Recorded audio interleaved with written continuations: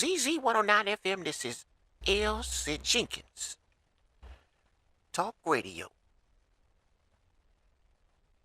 Hopefully you are enjoying the summer. Lord have mercy. Time of the year when you got to get together with family. Sooner or later you got to get together with your family. And the summer is usually one of those times of the year it happens. Everybody's family is different. Some family are traditional. Some family are not. Some family do things the right way. Some families do not.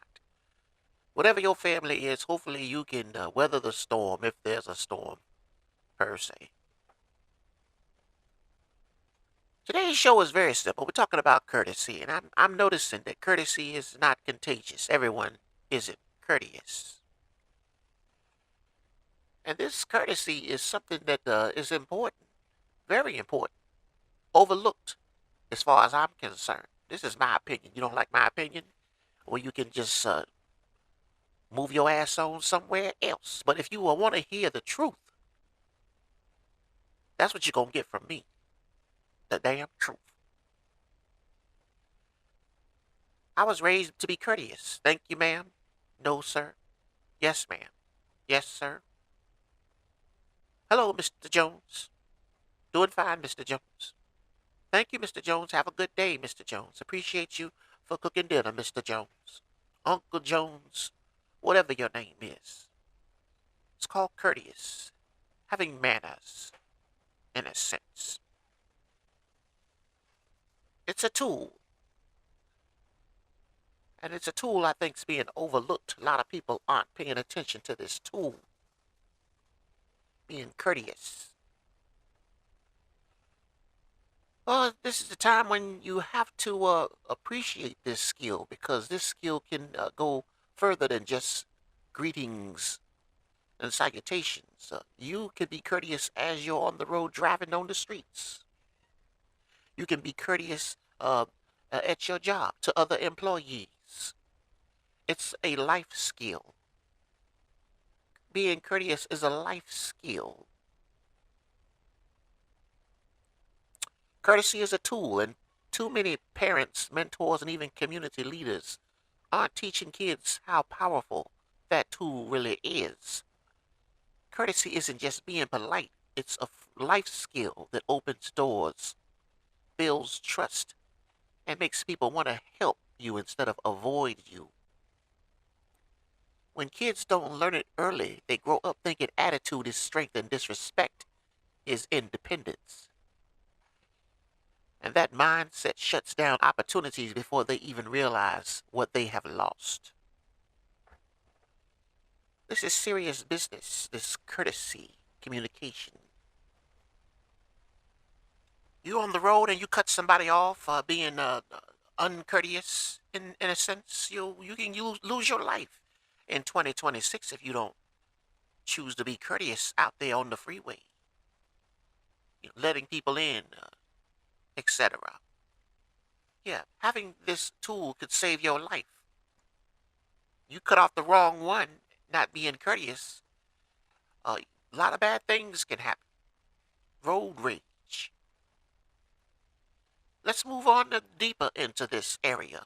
Courtesy teaches a child, and not even just a child, some human beings, you can come across them and they don't have these tools, but you can teach these tools very, very quickly to anybody. But courtesy teaches a child how to navigate the world without unnecessary conflict. Teaches them how to speak to teachers, coaches, bosses, and strangers in a way that earns respect instead of resistance.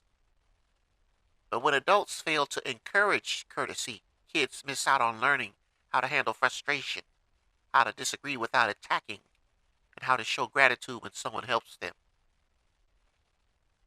That gap becomes oblivious later in life. They struggle in job interviews, clash with coworkers, lose friendships, and misread social cues. Courtesy is the difference between someone saying, "I'll help you," and someone saying, "I'm not dealing with that." I noticed that this is a serious, serious problem today. And it's the disconnect between success and failure.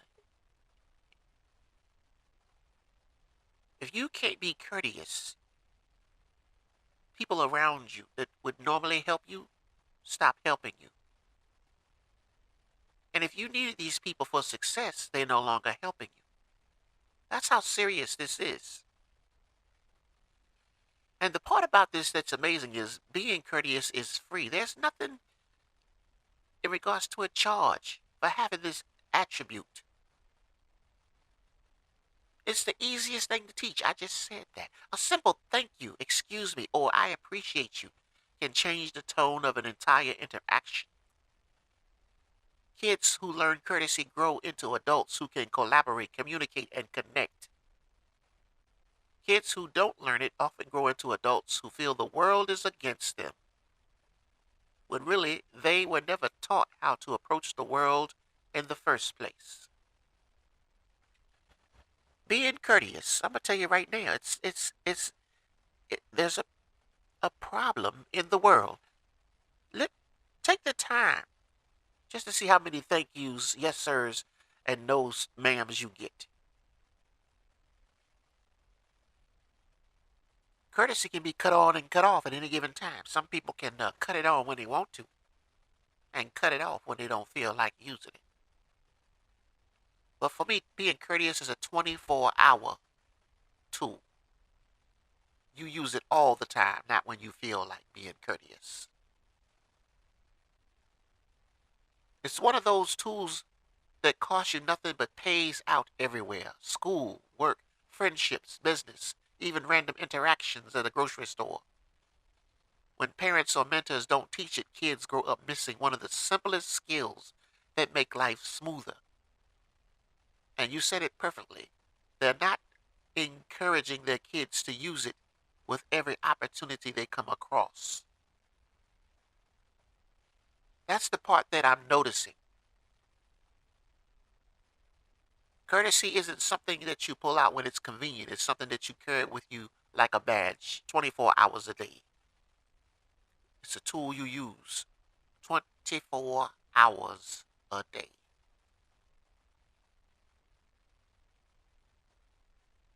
Courtesy has a self-discipline. It shows you can rise above irritation and keep your tone calm even when your emotions run high.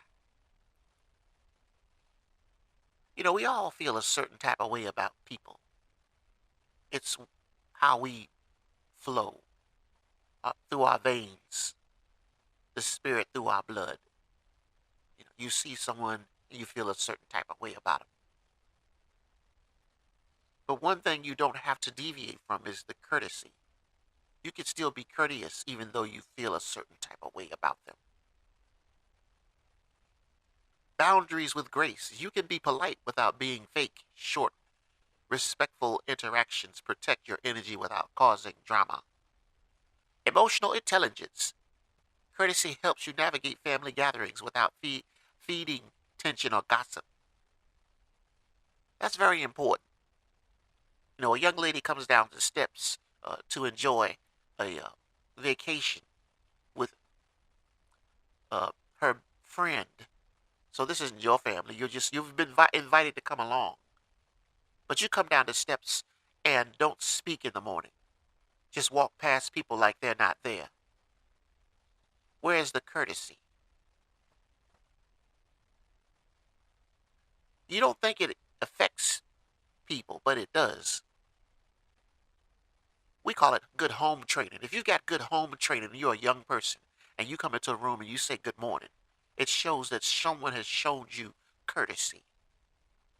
You come down the steps and you don't say nothing. It shows that someone needs to bring you to the side and have a talk with you.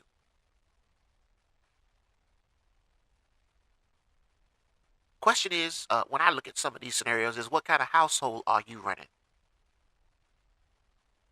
Where I come from, the household where I'm coming from requires you to be courteous. It's not a choice. You don't come downstairs one morning and just don't speak to anybody. That's not an option in the household I came from. Maybe it's an option in the new age households today. But when I go on vacation, the same respect and courtesy follows me wherever I go. Respect yourself. When you stay composed and remind yourself that your behavior isn't dictated by someone else's attitude, you maintain your courtesy. So remember, you can still be courteous, but it's not about pretending affection. It's about keeping your own peace, and it's about showing that you have discipline. The, the kind of discipline that allows you to carry that badge of courtesy.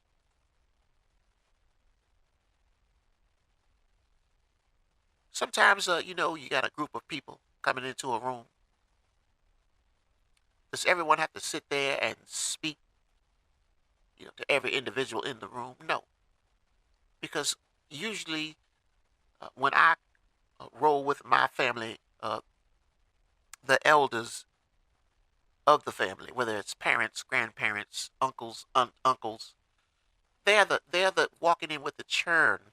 Okay, the churn may wave and say hello, but they are the greeters of the courtesy. Sometimes some of your children, younger children, are shy. But the main party, the main players of the party, are the ones you get the courtesy from. So there should be no expectation that every last family member behind them is going to fall in line. Sometimes you see it, sometimes you don't, but don't expect it. And that's where this next paragraph comes in. So you can't feel a certain type of way because everybody walking through the door don't speak to you. If they came in with somebody, that's one thing. But if they're coming in by themselves, that's another. Courtesy doesn't have to be a group performance. It's an individual choice. Each person is responsible for how they greet and treat others. When one family member shows respect, it often sets the tone for everyone else. But it doesn't mean that you have to speak to the whole family. Individual greetings, each person should acknowledge others directly, even briefly. A simple, hey, good to see you, or a nod goes a long way. A simple damn nod goes a long way. And then leading by example. If you're courteous, others often follow your lead. It can calm tension and make gatherings smoother.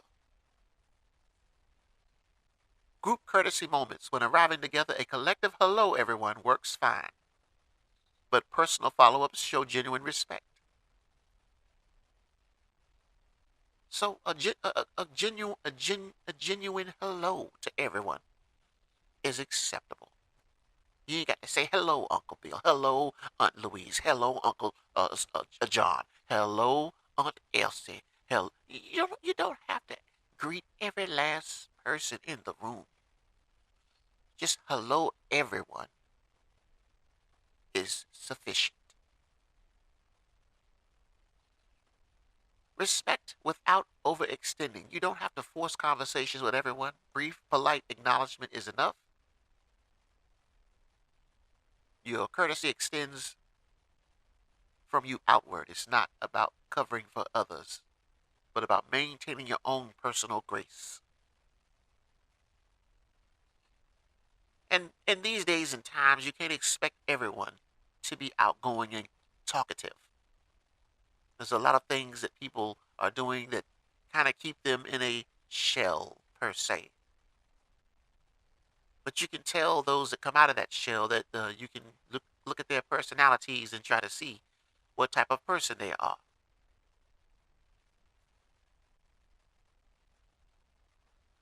I notice during these times when we get together and we use these tools here, I notice that certain people use these tools when it's a benefit for them versus using it for all options. It's a choice you make, but you have to realize when you're making these choices and using these tools nilly-willy, you're You're not opening your arms up to all options available to you.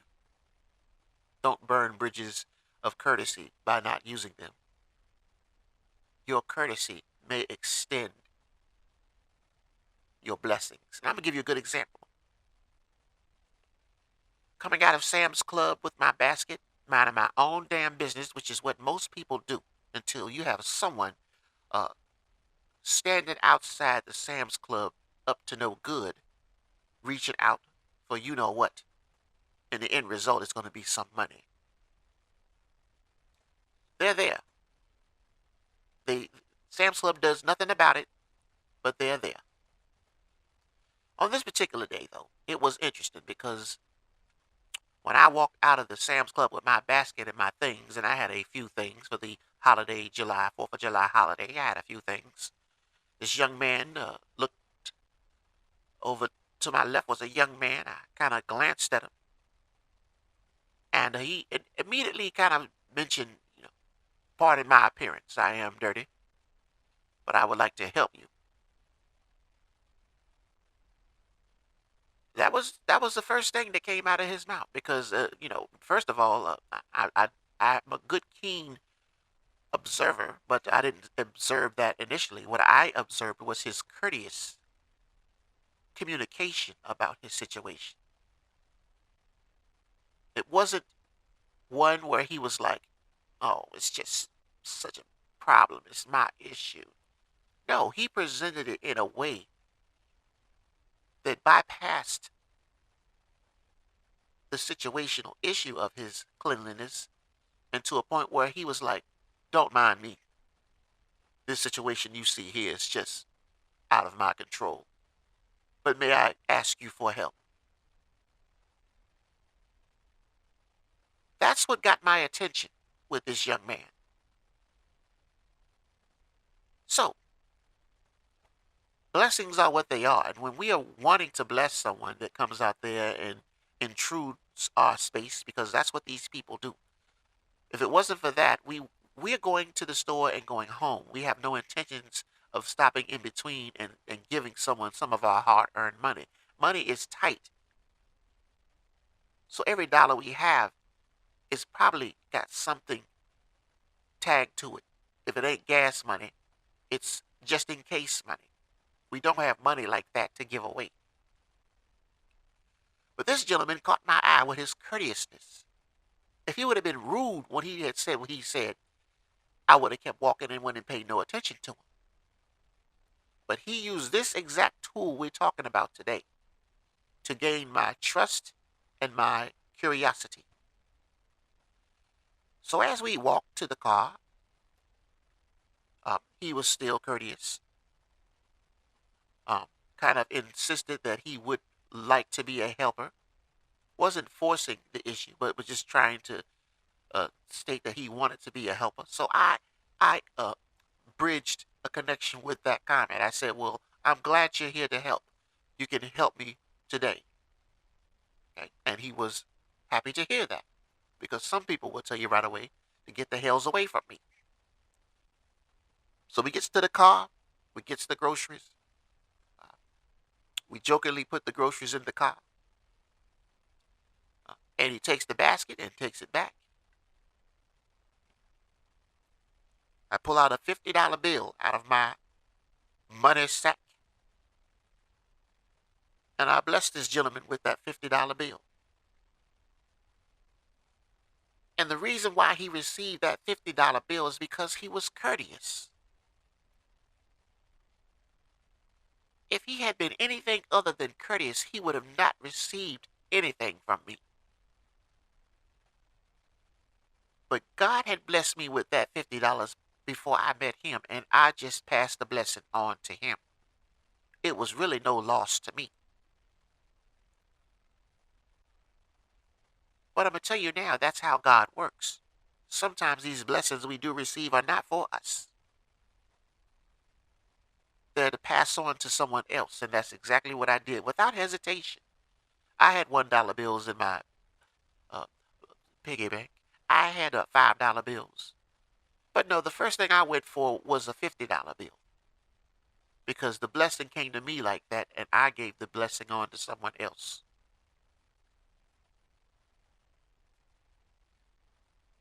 It is what it is. ZZ109FM, this is ELSIE Jenkins. I do these shows to make sure that people understand that if there's somebody out here that needs to learn some of these things, I don't care if it's 2026 or 2046. If this broadcast is still on YouTube, the tools to learn it are here. Take care, and blessings to you all.